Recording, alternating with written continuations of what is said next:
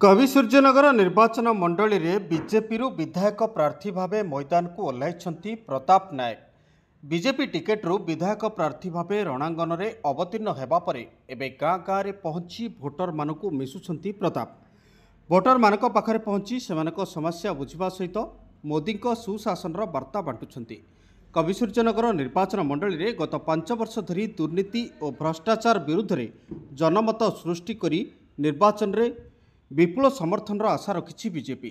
शासक दलर तीव्र गोष्ठी कंदलरू फायदा हासिल करने जोरसोर रे प्रचार आरंभ कर प्रताप। सोमवार कवि सूर्यनगर निर्वाचन मंडली बड़ आगुलठारे घर घर बुली प्रताप भोट भिक्षा करथिबा बेले भोटरଙ୍କ आशीर्वाद पाई निश्चय विजयी हेबा नै आशा रखिछन्ति। देखंतु मोदी जी जो ग्यारंटी रही 2024 ताको सार्थक करबा पई आज आम गाँ गाँव में बुलुचु। लोकंर बहुत भल रेस्पंड आसुची।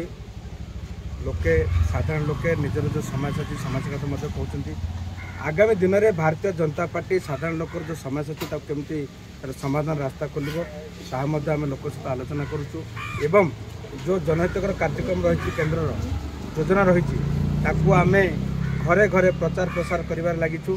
कथा बुझुचु आपण मैंने देखिए बीजेडी 4 फाट पड़ी एवं विधायिका जो प्रकार व्यवहार लोक अतिष्ठ हो सारी आपड़ देखिपे साधारण जनता आलोचना होची।